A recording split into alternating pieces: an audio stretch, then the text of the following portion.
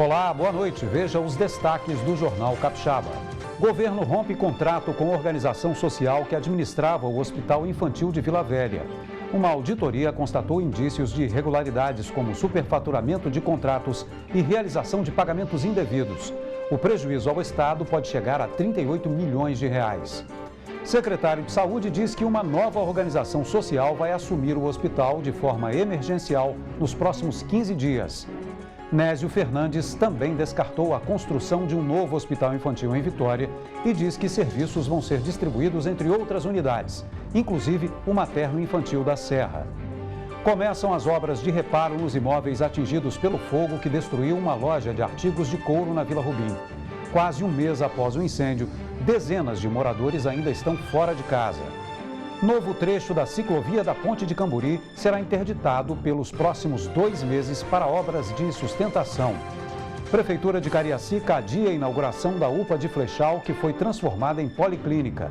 O atendimento de emergência só deve começar em 45 dias. Moradores de 27 bairros esperam a unidade há 2 anos. Veja também. Operação da Polícia Federal prende 3 homens em Vitória por compartilhar pornografia infantil na internet. E mais, artesã que superou o câncer distribui 200 bonecas de crochê produzidas durante meses para crianças internadas no Hospital Infantil de Vitória. Agora, no Jornal Capixaba.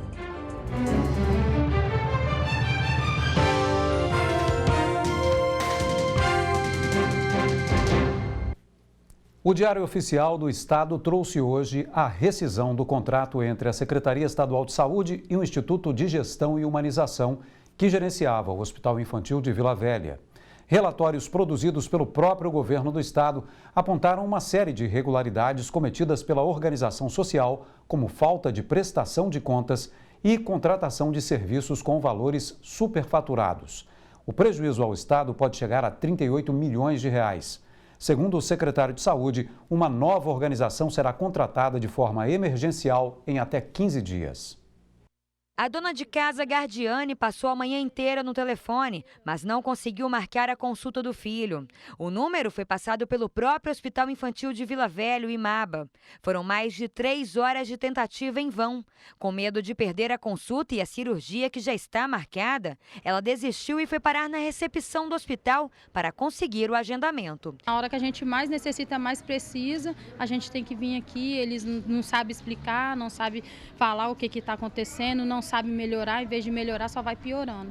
Se não fosse a senhora cobrando, a senhora acha que já teria sido atendida? Não, não seria. A situação no hospital está mesmo complicada. Isso porque o contrato entre o governo do estado e o Instituto de Gestão e Humanização foi rompido. A organização social era responsável pela administração do IMABA desde agosto de 2017. A rescisão foi publicada no Diário Oficial de hoje. O secretário de Saúde explicou que várias irregularidades motivaram a decisão. A inspeção de auditoria, então, pôde apurar um montante de dívidas importante que a organização social tem no Estado, a não prestação de contas do ano 2018 no prazo previsto pelo TCE também foi algo que nós devemos destacar e nós entendemos, então, de que não haveria mais solvência por parte e equilíbrio por parte da organização para manter a prestação de serviços. Segundo o secretário, o Instituto possui pelo menos 10 milhões de reais em dívidas com fornecedores. O prejuízo que foi causado ao Estado ao longo dos últimos 2 anos ainda será calculado. Não é possível nesse momento afirmar um valor definitivo, né, porque existe um conjunto de valores que foram apurados na inspeção que somaram 37 milhões de reais. No entanto, esses são os valores apurados em diversos contratos, aditivos, em extratetos pagos ao IGH. O senhor falou de 10 milhões de dívidas que a OS tem com fornecedores. A organização social ela acabou, por conta desse desequilíbrio econômico e de alguns contratos realizados com preços inadequados, contraindo um conjunto importante de dívidas na praça e que ela terá a responsabilidade de poder arcar com com seus compromissos. O Instituto tem até 120 dias para prestar contas ao Estado. Uma nova organização social deve assumir a administração do IMABA nas próximas 2 semanas. Além disso, 2 comissões foram criadas para acompanhar esse processo de transição de serviços. O IGH poderá apresentar suas suas questões, o Estado as suas questões, e o que for consenso poderão então ser operacionalizadas e resolvidas de maneira administrativa. O que não for consenso, tanto o IGH quanto o Estado poderão lançar mão de uma ação judicial, de uma auditoria, de outros instrumentos para poder resolver aquilo que nesse período de 120 dias não puder ser realizado de maneira administrativa. Os problemas nos hospitais infantis do estado não param por aí. No mês passado, o Hospital Infantil de Vitória deu início a uma readequação na rede elétrica após 3 princípios de incêndio na unidade. Na época, o secretário afirmou em entrevista ao jornal Capixaba que o governo avaliava 2 possibilidades: a de transferir os serviços para outras unidades ou construir um novo hospital. Agora, o secretário confirmou que uma decisão já foi tomada. Os serviços hospitalares que ainda estão na colina serão transferidos para outras unidades assistenciais, começando pelo serviço da oncologia, que deve, nos próximos dias, já receber a inauguração no HPM e receber, então, a primeira leva de serviços serão transferidos. E aí não tem prazo para os demais? Então, nós estamos, nos próximos dias, faremos o anúncio de qual será a decisão por parte do governo para a transferência dos serviços que restam na colina. Então já tem uma decisão tomada? Já tem uma decisão tomada que, no momento oportuno, será apresentada. Na opinião dele, a inauguração do Hospital Materno-Infantil na Serra, com 135 leitos, e a ampliação de outras unidades devem amenizar os atuais problemas na saúde pública. O Hospital Materno-Infantil de Serra poderá cumprir um papel importante, né, na reorganização da oferta de leitos pediátricos na Grande Vitória e poderá comportar parte dos serviços que hoje são ofertados no Hospital Infantil Nossa Senhora da Glória ou até no próprio MABA. Nossa equipe de produção ligou para os telefones do Instituto de Gestão e Humanização que constam no site da empresa que tem sede em Salvador, na Bahia. Mas as ligações não foram atendidas. A Prefeitura de Cariacica adiou mais uma vez o prazo para a inauguração de parte da UPA de Flechal, que foi transformada em uma policlínica. Agora, os serviços de emergência devem começar em 45 dias. Já os serviços oferecidos pelo Programa de Saúde da Família, no entanto, ainda não têm data para serem disponibilizados à população. O último prazo dado venceria amanhã. Moradores de 27 bairros esperam pela unidade há 2 anos e não ficaram nada satisfeitos com mais esse adiamento. Não foi dessa vez que os moradores de Flechal ouviram da secretária de saúde do município quando, afinal, vai ser entregue a policlínica do bairro. O prazo para entrega da parte de urgência é de 45 dias. A parte da unidade que vai ser adequada para a saúde da família, eu ainda não tenho prazo porque eu preciso de uma resposta da empresa de engenharia. A nova proposta da Prefeitura é que o prédio seja dividido em 2. A primeira parte funcionaria o serviço de urgência e emergência e a outra, o serviço ambulatorial, com marcação de consulta. A policlínica era para ter sido entregue em 2017. A secretária de Saúde justificou os constantes atrasos. Concordo com a comunidade que o tempo vem delongando, mas o que estamos oferecendo aqui é o que é o melhor. Vai atender toda essa região, porém, se não investirmos na atenção primária com saúde da família, o atendimento em saúde vai ficar deficiente. Então, assim, o que nós estamos propondo e que a comunidade já concordou é que precisamos unir o atendimento de urgência e o atendimento de atenção básica. A comunidade está esperando, aguardando. Que agora é policlínica, né? A antiga UPA agora virou policlínica, aguardando. O jornal Capixaba já mostrou os atrasos e as promessas de inauguração da unidade de saúde. Em junho do ano passado, a secretária de saúde, na época, prometeu a unidade pronta e funcionando em dezembro de 2018, mas não cumpriu. Em dezembro, a Prefeitura disse que estava ouvindo a comunidade para adequar o projeto. É muito difícil aqui, porque se a gente vai em Nova Canaã, a gente não consegue. Vai em Porto Santana, também não consegue. A gente só tem como ir lá no PA do Trevo, para estar consultando assim, emergência. A gente não tem aqui para tratar, o tratamento. Vai ser uma unidade mista, né? A metade dela com equipes de saúde da família, a metade com atendimento de urgência. Nós vamos ter um serviço de raio-x aqui, a coleta de exame, a análise clínica. É uma equipe multidisciplinar, com médico, enfermeiro, psicólogo, assistente social, farmacêutico, enfim. O proprietário da loja de artigos de couro que pegou fogo na Vila Rubim em setembro iniciou as obras de reparos nos imóveis que foram atingidos pelo incêndio. A reforma é uma condição estabelecida pela Defesa Civil para liberar o retorno dos moradores às residências. Quase um mês após o incêndio, dezenas de moradores ainda estão fora de casa. Moisés, proprietário da loja de artigos de couro que foi destruída pelo fogo no dia 20 de setembro, garante que o risco de desabamento de parte do depósito dos fundos foi neutralizado. Em alguns pontos, a estrutura foi demolida. Mesmo assim, muitos imóveis ao redor continuam interditados pela Defesa Civil. A gente vai aguardar uma nova vistoria dos órgãos para que a gente continue fazendo o procedimento que está sendo orientado. Sem o risco, Moisés começou a realizar obras de reparo nos imóveis que foram atingidos. Neste edifício, que fica ao lado, as rachaduras nas paredes foram cobertas. Na casa de Dona Marlene, que foi a mais atingida pelo fogo, aos poucos, a cor preta deixada pela fumaça nos cômodos vai sendo removida. No teto, o telhado começou a ser reconstruído. A prioridade da gente é dar assistência às famílias e resolver o mais rápido possível a situação deles. Dona Marlene olha com esperança o andamento das obras. Ela está abrigada na casa de vizinhos e o marido com familiares. O estrago foi grande lá dentro. Destruiu tudo que eu tinha, né? Aí tô esperando agora resolver aí. Tomara que resolvam rápido, né? Se Deus quiser, né?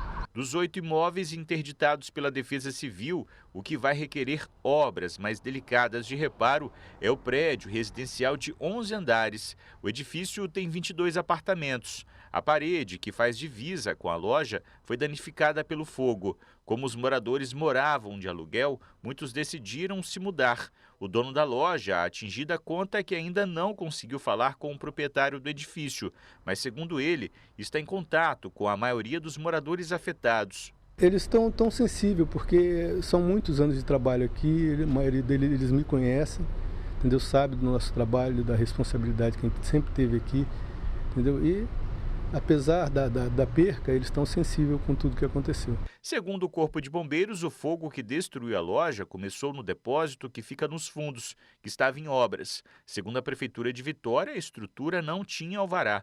O Corpo de Bombeiros realizou uma perícia no local para identificar as causas do incêndio. O laudo final ainda não ficou pronto. 3 homens foram presos em Vitória durante a operação da Polícia Federal contra a pornografia infantil. Nas casas dos detidos foram encontrados quase 900 arquivos contendo exploração sexual e pornografia de crianças e adolescentes. A Polícia Federal chegou até os suspeitos depois de rastrear o IP dos computadores, que funciona como uma espécie de identidade das máquinas. Uma perícia será realizada nos arquivos para saber a origem do material. Além disso, a Polícia Federal quer saber se os presos agiam sozinhos ou se existem outros suspeitos praticando o crime. Os detidos pagaram fiança e vão responder pelos crimes de oferecer ou compartilhar e portar arquivos com pornografia infantil. Se condenados, eles podem pegar até 10 anos de prisão. 2 homens foram detidos pela Polícia Rodoviária Federal na manhã de hoje, na BR-262 em Viana. Com eles foram encontradas armas e drogas. Uma equipe da PRF realizava a fiscalização no quilômetro 23 da BR-262, quando abordou um carro com 2 homens. Durante a abordagem, eles se mostraram nervosos, o que gerou desconfiança dos agentes. Os homens revelaram que estavam transportando armas e drogas no interior do tanque de combustíveis do carro. 2 armas e mais de 2 quilos de haxixe foram apreendidos. Os suspeitos foram encaminhados à Polícia Federal. Um carro invadiu um ponto de ônibus no bairro Parque Residencial Laranjeiras, na Serra. O acidente aconteceu na rodovia Norte-Sul por volta das 5h30 da tarde. Segundo testemunhas, a motorista do carro perdeu o controle da direção, bateu em uma moto e depois no ponto de ônibus que fica em uma área movimentada do bairro, perto da Avenida Central e de um shopping. O motociclista foi socorrido pelo Corpo de Bombeiros. Não há informações de outros feridos. Veja no próximo bloco, novo trecho da ciclovia e da passarela na Ponte de Camburi vai ficar interditado pelos próximos 2 meses para obras de sustentação. É um instante só.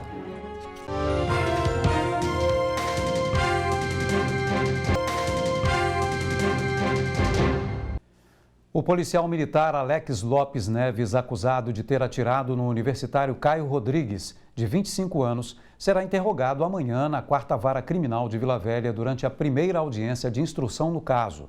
O crime aconteceu no dia 30 de março na Rodovia do Sol.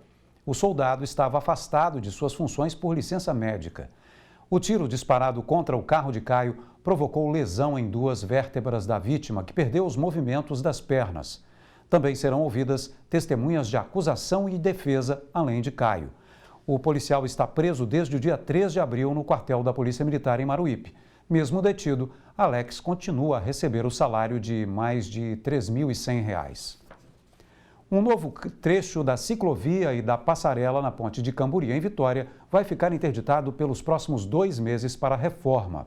Nesta segunda etapa de interdição, será instalada parte das vigas metálicas que sustentam o piso da ciclovia. A Prefeitura garante que a obra fica pronta antes da alta temporada do verão. A partir de quinta-feira, esse trecho da ciclovia e passarela na Ponte de Camburi, em Vitória, ficará interditado pelos próximos 2 meses. É a segunda interdição que acontece para a reforma da estrutura da ponte. A primeira aconteceu entre os meses de junho e agosto para os serviços de reforço do concreto e tratamento da estrutura metálica. A estrutura metálica tiveram 2 encaminhamentos. Uma parte foi tratada e a outra foi substituída em função do nível de comprometimento. Nessa segunda etapa de interdição, serão instaladas parte das vigas metálicas que sustentam o piso da passarela e ciclovia. Algumas vigas metálicas que estavam muito comprometidas foram produzidas em linhares, galvanizadas, e chegaram agora e serão instaladas. A obra, que custou aproximadamente R$ 720 mil, segundo a Prefeitura, deve ficar pronta antes de começar a alta temporada do verão. A previsão, de acordo com o órgão, é que no dia 17 de dezembro o serviço já esteja pronto. Essa é uma obra preventiva, a gente faz uma vistoria anual para diminuir os transtornos e a gente conclui essa obra antes do verão. O local foi sinalizado e os pedestres e ciclistas recebem orientações sobre as mudanças no trecho. Na última interdição, a equipe de reportagem do Jornal Capixaba flagrou uma série de imprudências. Que todos realmente possam fazer essa travessia para que possam passar a ponte com segurança. É uma interdição rápida para garantir segurança a todos. Em média, 200 bicicletas passam por hora na ciclovia. Quem conversou com a nossa equipe concordou com a necessidade da obra. Tudo que é para melhoria é bem aceito, né? E a gente fica feliz, né? Porque, querendo ou não, o tempo vai desgastando tudo mesmo. É um benefício. Atrasa um pouquinho, mas tá ficando tudo ok. Vale a pena no final? Lógico. Tá tendo uma extensão grande nas ciclovias na Grande Vitória, tanto aqui na parte da praia quanto na Leitão da Silva, né? Eu acho que sempre tem como melhorar. A seguir, a artesã que superou o câncer distribui 200 bonecas de crochê produzidas durante meses para alegrar crianças internadas no Hospital Infantil de Vitória. A gente volta já.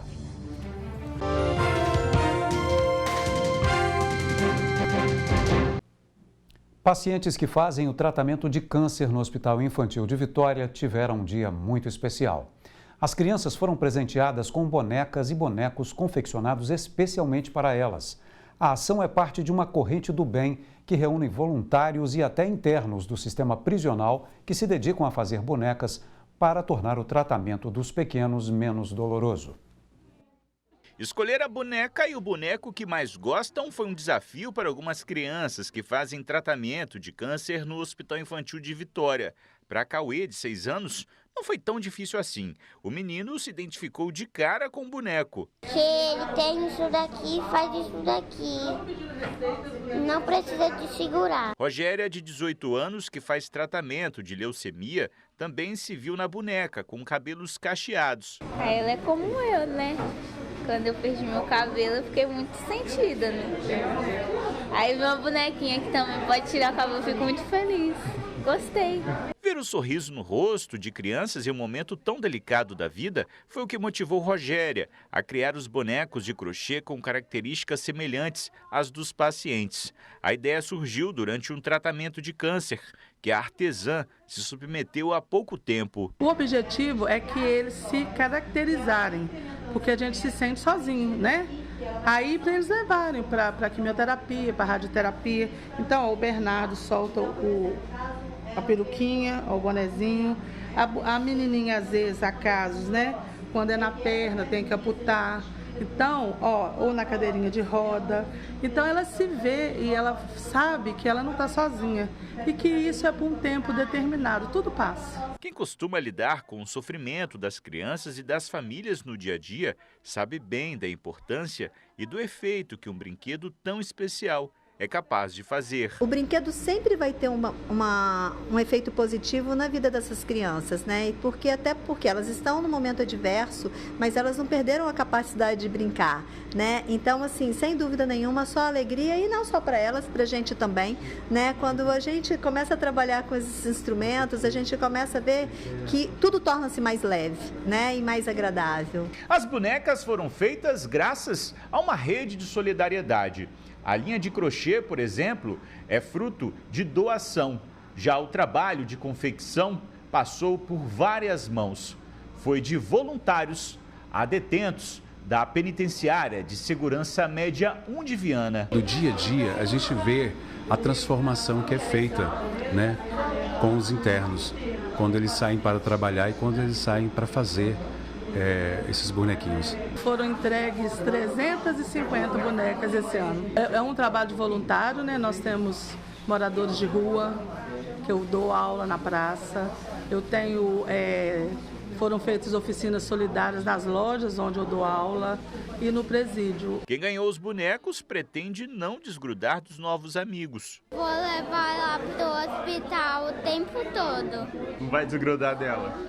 Não. Ele vai ser um bom boneco aqui pra mim, vai me acompanhar em tudo, vai me ajudar em todo momento, toda hora, todo minuto. Ele vai me acompanhar sempre. O Jornal Capixaba termina aqui. Fique agora com o Jornal da Band. Obrigado pela sua audiência, uma boa noite e até amanhã.